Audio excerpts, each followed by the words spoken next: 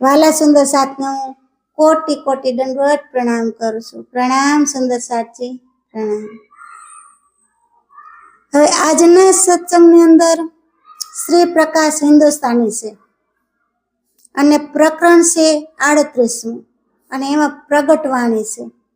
તો પ્રગટવાણીની અંદર આપણને મહામતી શ્રી પ્રાણનાથજી કહે છે કે હવે આ સૃષ્ટિની જે કઈ રચના રચી એનું કંઈક કારણ બની ગયું. આપણને સૃષ્ટિ રચના શું કારણથી થઈ એની વાત એમાં બતાવી રહ્યા છે. તો એમાં બે કારણ હતા. એ બે કારણની આપણને વાત કરે છે, કહે છે.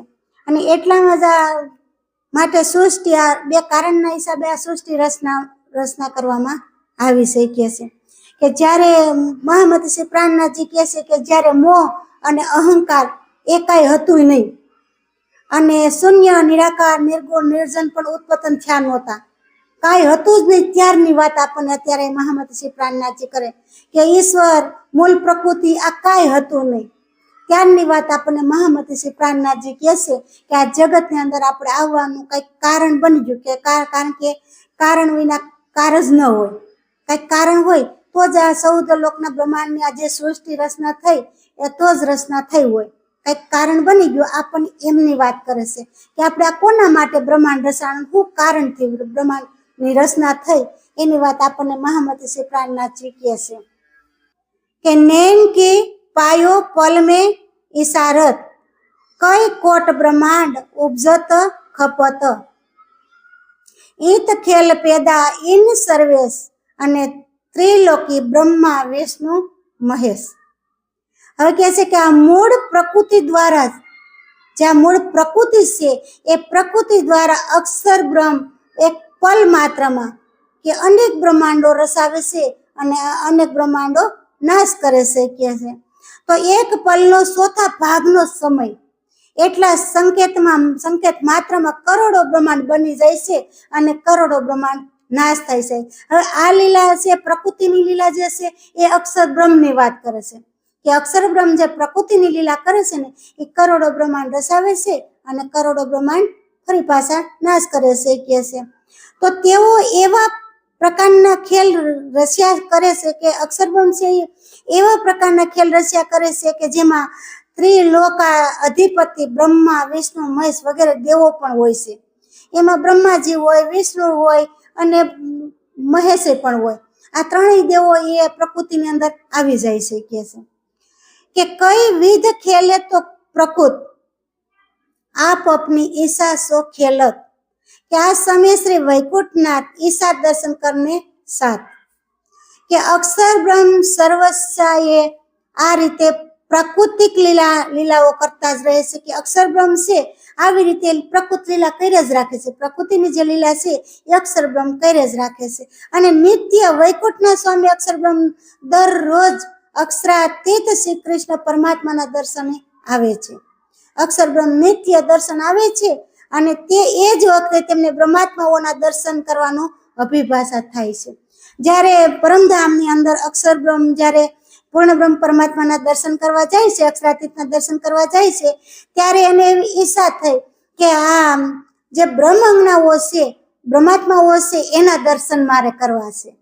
તો એને એવી અભિભાષા થઈ કે હું મારે આ જે બ્રહ્માત્માઓ પરમધામની અંદર કેવી લીલા કરે છે, અક્ષરાતીત કેવી લીલા કરે છે, તો એ બ્રહ્મ અંગનાઓના મારે દર્શન કરવા છે. આવી એની અક્ષર બ્રહ્મની અભિભાષા હતી. એટલે એક પેલું કારણ બની ગયું, એક કારણ એ. અને બીજું કારણ પરિભાષા આપણને બતાવે છે કે અક્ષર મન ઉપજી એ આસ કે દેખો ધનીજી કો મેં પ્રેમ વિલાસ કે તબ સખ્યો મન ઉપજી એ કે ખેલ દેખી અક્ષર કાજે. તો અહીંયા અક્ષર બ્રહ્મની એવી અભિભાષા થઈ કે અક્ષરાતીત ધામ ધણીની પ્રેમ વિલાસ દર્શન હું કરું. અક્ષર બ્રહ્મને એવી સાથે પરમધામની અંદર કાયમ દર્શન કરવા જતા હતા, પણ પીઠ પર દર્શન કરીને પાછા પોતાના અક્ષરધામની અંદર ચાલ્યા જતા હતા. અને એક દિવસ એવું થયું કે મારા જે અક્ષરાતીત પૂર્ણ બ્રહ્મ પરમાત્મા ધામ ધણી છે એના મારે સાક્ષાત દર્શન કરવા છે. આવી અક્ષર બ્રહ્મની ઈચ્છા હતી કે મારે પરમધામના સાક્ષાત દર્શન કરવા છે. તો તે સમયે બ્રહ્માત્માઓના મનમાં પણ એ જ ઈચ્છા પ્રગટ થઈ. જેવી અક્ષર બ્રહ્મના મનની અંદર ઈચ્છા પ્રગટ થઈ ને એ પરમધામની અંદર જે બ્રહ્માત્માઓ રહેતા હતા, જે 12,000 બ્રહ્માત્માઓ હતા, એ બ્રહ્માત્માઓની એવી જ ઈચ્છા થઈ કે અમારે અક્ષર બ્રહ્મનો ખેલ જોવો છે. એ બેયની મન એક હારે જ ઉપજ્યું. જેવું અક્ષરને મન ઉપજ્યું કે મારે અક્ષરાતીતના દર્શન કરવા છે, એવા બ્રહ્માત્માઓની મન ઉપજ્યું કે મારે અક્ષર બ્રહ્મનો ખેલ જોવો છે. આ બે કારણ હતા કે છે. તો અક્ષર બ્રહ્મના માયાવી ખેલને જોઈ લઈએ. હવે બ્રહ્માત્માઓના મનની અંદર એવું થયું કે અક્ષર બ્રહ્મ જે માયાવી ખેલ રચે છે એ ખેલને આપણે જોઈ લઈએ. બધી બ્રહ્માંગનાઓને એક જ વિચાર આવ્યો. જેમ અક્ષર બ્રહ્મના મનમાં વિચાર આવ્યો એમ બ્રહ્માંગનાઓના પોતાના મનમાં પણ એ જ વિચાર આવ્યો. એટલે અક્ષર બ્રહ્મને બ્રહ્માત્માઓની લીલા જોઈ હતી અને બ્રહ્માત્માઓને અક્ષર બ્રહ્મની લીલા જોઈ હતી. આ બંને લીલાનું એક કારણ બની ગયું. તો એ બે લીલાને માટેથી શ્રી કૃષ્ણ પરમાત્મા અક્ષરાતીત પૂર્ણ બ્રહ્મ પરમાત્મા છે એને લીલા રસી કે મારે બ્રહ્મ અંગનાઓને અક્ષર બ્રહ્મનો ખેલ દેખાડું અને અક્ષર બ્રહ્મને જે ખેલ જોવો છે એ પરમધામની અંદર જે બ્રહ્માત્માઓ છે એની લીલા હું બતાવું. આ બંને લીલા જાહેર કરવા માટે પોતે આ બ્રહ્માંડની રચના થઈ. આવી રીતે વાત મહામતી શ્રી પ્રાણનાથજી કહે છે કે તબ હમ જાયે પિયાસો કહી ખેલ અક્ષર બ્રહ્મ કા દેખે સહી જબ ये है बात पिया के सुनी तब बरजे हासी करने धनी. કે ત્યારે અમે બધા બ્રહ્માત્માઓએ જઈને ધામધણીને કહ્યું. બ્રહ્માંગના હોતી ને ધામધણીને જઈને વાત કરી કે છે કે અમારે અક્ષર બ્રહ્મનો ખેલ જોવો છે. 12,000 બ્રહ્મપ્રિયાઓ પરમધામને છે.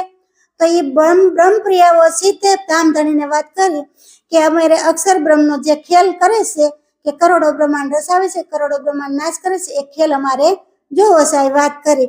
જ્યારે આ વાત ધણીએ સાંભળી તો એ તરત જ અમારી હાસી કરીને લગાઈ ગયા છે. ધણીને તો ખબર હતી કે આ માયેલો ખેલ તો બહુ બુરો છે, એટલા માટે કહે છે કે જેવી ધણીએ વાત સાંભળી એવી હાસી કરવા માટે તેઓ અમને રોકવા લાગ્યા. હાસી કરવા માટે પોતે ધણી રોકો કે એ ખેલ જોયા જેવો નથી, અમને રોકાય કહે છે કે મને કી હમકો 3 બેર તબ માગ્યા ફેર ફેર ફેર. કે ધણી કહે ઘર કી ના રહી શુદ્ધ ભૂલસી આપ ના રહેસી એ બુદ્ધ. અમને 3 વખત આ માટે રોક્યા કે ખેલ જોવા માટે ધણી અમને 3 વખત રોક્યા કે ખેલ જોવો જરૂરી નથી, ખેલ જોવો જરૂરી નથી. 3 વખત રહી. ત્યારે અમને ઉત્કંઠા અમે વાર ખેલ જોવાની માગણી કર્યા કરી કે ત્યારે અમે ધણી પાસે વારે અમને એવું ઈચ્છા થઈ કે ધણી પાસે ખેલ માગે જ રાખાય કે છે. ધણીએ કહ્યું કે તમારા પોતાના ઘરનું જે ભાન તમે ભૂલી જાઓ કે તમારું પોતાનું ઘર છે ને એની તમને શુદ્ધ બુદ્ધ નહીં દે. તમે એ ભાન ખેલની અંદર જાઓ જોવા, અક્ષર બ્રહ્મનો ખેલ જોવા જાઓ તો આપણું ઘર તમને યાદ રહેશે નહીં કે તમારી શુદ્ધ બુદ્ધ ત્યાં ખોવાઈ જશે કે છે. તમે સર્વસ્ય તમારું પોતાને પણ ભૂલી જશો કે છે. તમે કોણ છો એ તમને ખ્યાલ આવશે નહીં કે છે. અને અહીંના જેવી બુદ્ધિ પણ તમારી પાસે રહેશે નહીં. જે પરમધામની અંદર જે શુદ્ધ બુદ્ધિ છે ને એવી બુદ્ધિ પછી માયાના ખેલની અંદર તમે જાઓ તો એવી બુદ્ધિ શુદ્ધ રહેશે નહીં. તો પરમધામની બુદ્ધિ તમે ભૂલી જાઓ અને સરબ્રહ્માંડની બુદ્ધિ તમારી અંદર લાગુ પડી જાય કે છે. તો મને કરતે હે हमको भी भूलोगे तुम तो तब हम फिर धनीशो કહ્યા કે કહા કરસી हमको માયા. કે હું એટલા માટે તમને ના કહું છું, કારણ કે ધણી કે શું એટલા માટે તમને ના પાડું છું કારણ કે તમે મને ભૂલી જવાના છો. જો માયાના ખેલની અંદર બ્રહ્માત્માઓ જાય, અક્ષર બ્રહ્મનો ખેલ જોવા જાય તો જે પૂર્ણ બ્રહ્મ પરમાત્મા અક્ષરાતીત જે પરમધામની અંદર રહે છે ને એને પરમાત્માઓ ભૂલી જાય અને એને ખેલ જોવામાં જ રહી જાય. પછી શક્યો પછી પોતાનું ઘર પોતાની યાદ આવશે નહીં કે છે. એટલે હું ધણી કે તમને ના પાડું છું. ત્યારે આપણે સખીઓએ ધામધણીને ફરીથી કહ્યું. ફરી પાછું બધી સખીઓ ધામધણીને કીધું, કારણ કે જેને જોવાની ઈચ્છા હોય તો કોઈ કાર્ય પછી જોઈને જ રહે. એટલે કહે છે કે ધામધણીએ ફરીથી ધામધણીને કહ્યું કે માયા અમારો શું બગાડ્યા કે ધણીને કહે છે તમે ગમે એવી માયા પ્રબળ મૂકો, અમે તો તમારા શરણોમાં બેઠા છે, તો માયા અમારું કાંઈ બગાડ્યા કે નહીં કહે છે. કે તબ હમ મિલકે કિયો વિચાર કે કહ્યા એક दूजी को होशे होशियार खेल देखने की हम पियाસો કહી તબ હમ દો પર આજ્ઞા ભઈ. હવે કે છે ફરીથી અમે બધાએ મળીને વિચાર કર્યો, બધી બ્રહ્માત્માઓ ફરી મળી ભેગા થઈ અને વિચાર કર્યો કે છે, અને એકબીજાને સાવચેત કરવામાં કહ્યું. હવે સખીઓને કીધું કે આપણા ધણી આપણને ખેલ દેખાડવા મોકલે છે, તો આપણે એકાબીજી ભૂલી ન પડી અને આપણા ઘરને ન ભૂલી જાય, તો તમે સાવચેત થઈને રહેજો, આપણે હોશિયાર થઈને રહેજો કે છે. સખીઓએ વિચાર કર્યો મનોમન બધી કે આપણે હોશિયાર થઈને રહેવાનું છે. ભલે આપણા ધણી આપણને ગમે ત્યાં મોકલે ખેલ જો અક્ષર બનવું, પણ આપણે આપણા ધામને ન ભૂલી, આપણા ધણીને ન ભૂલી એવું હોશિયાર થઈને રહેવું. જ્યારે અમે ધામ ધણીને ખેલ જોવાની અમારી તૈયારી બતાવી, ત્યારે જ અમે બંને અક્ષર બ્રહ્મની સૃષ્ટિની રચના માટેની અમને અનેક જોવા માટે આજ્ઞા થઈ. કે જ્યારે ધણીએ બધી તૈયારી કરી કે ખેલ જોવા માટે, અને અમને આજ્ઞા કરી કે હાલો હવે ખેલ હું તમને બતાવું, કે અમારા ધણી અમને આજ્ઞા કરે અને ખેલ બતાવવા માટે આપણા ધણી તૈયાર થઈ ગયા કે છે. એ કહે છે દો ભિન્ન ભિન્ન ખેલ દેખન કે દો કારણ, ઉપજ્યો મોહ સુરત સંસરે ખેલ હુઆ માયા વિસ્તાર. કે આ રીતે સૃષ્ટિની રચનામાં અલગ અલગ કારણ કહ્યા, કે આ કારણ હતું ને, આ સૃષ્ટિ રચનાનું કારણ હતું. એ અલગ અલગ કારણ જે મેં હતી એ મહામતી શ્રી પ્રાણનાથજી કે વાત કરી કે સખીઓને અક્ષર બ્રહ્મનો ખેલ જોવો હતો અને અક્ષર બ્રહ્મને સખીઓની લીલા જોવી હતી. આ બંને લીલાની વાત મેં કરી મહામતી કહે છે. તો ધણીની આજ્ઞા થતા સર્વપ્રથમ મોહ તત્વ ઉત્પન્ન થયું. જેવી ધણીએ આજ્ઞા કરી કે હાલો મારે ખેલ બતાવવો છે, સખીઓ તમે બેસી જાઓ લાઈનમાં બધા, અને હું ખેલ બતાવવા પિક્ચર બતાવવા તૈયાર થયો છું, ત્યારે કે આજ્ઞા જેવી થઈ ને એવું સર્વપ્રથમ મોહ તત્વ ઉત્પન્ન થયું કે છે. મોહની ઉત્પત્તિ થઈ અને તેમાં અક્ષર બ્રહ્મની સુરતાનું સંસરી, એમાં અક્ષર બ્રહ્મની જે સુરતા હતી એ સંસરી કહે છે, સંસરી થઈ. પછી માયાનો વિસ્તાર અથાંત સૃષ્ટિની રચના થઈ. પછી બધી માયાનો વિસ્તાર થયો. પહેલા તો અક્ષર બ્રહ્મના મન દ્વારા સૃષ્ટિ રચના થઈ, અને અક્ષર બ્રહ્મના મનથી પછી તમામ માયાનો વિસ્તાર થયો કહે છે. કે ઈત અક્ષર કો વિલસ્યો મન, પાંચ તત્વ ચૌદે ભવન. કે યામે મહાવિષ્ણુ મન મંથે ત્રિગુણ, તાથે થિરસર સબ ઉત્પતન. કે છે અહીં અક્ષર બ્રહ્મનું મન વિલસ્યું અને માયા દ્વારા પાંચ તત્વો પ્રગટ થયા. અક્ષર બ્રહ્મનું મન વિલસ્યું એટલે માયા દ્વારા કે છે પાંચ તત્વો પ્રગટ થયા, અને એમાંથી 14 લોકની રચના થઈ. પાંચ તત્વોમાંથી ફરી પાછી 14 લોકની રચના થઈ. આ ખેલમાં અક્ષર બ્રહ્મનું મન મહાવિષ્ણુ રૂપે પ્રગટ થયું. આ ખેલ જે રચના થઈ ને એ ખેલની અંદર કહે છે કે અક્ષર બ્રહ્મનું જે મન હતું એ મહાવિષ્ણુ રૂપે પ્રગટ થયું, અને તેમાંથી 3 ગુણ પ્રગટ થયા. હવે મહાવિષ્ણુમાંથી 3 ગુણ પ્રગટ થયા. તો સત, રજ અને તમ, એ ત્રણેયના દેવતાઓ પણ છે ને, સત, રજ, તમ ત્રણેયના દેવતા છે. તો બ્રહ્મા અને વિષ્ણુ અને મહેશ આ ત્રણેયની ઉત્પત્તિ એમાંથી થઈ. સત, રજ, તમમાંથી ત્રણેયની ઉત્પત્તિ થઈ અને ઉત્પતન થયા, અને તેમની સથાવર ઉપરાંત જંગમ સૃષ્ટિ ઉત્પત્તિ થઈ. તેમાંથી એ બધી 14 લોકની સૃષ્ટિ પછી બ્રહ્મા વિષ્ણુ મહેશથી બધી સૃષ્ટિ ઉત્પત્તિ થઈ કે છે. અને આપણે અક્ષર બ્રહ્મની લીલાનો આ વિસ્તાર બતાવ્યો. કેનો? અક્ષર બ્રહ્મ લીલાનો વિસ્તાર બતાવ્યો, જોયો, અને આ માટે મુજબ સૃષ્ટિની રચના થઈ.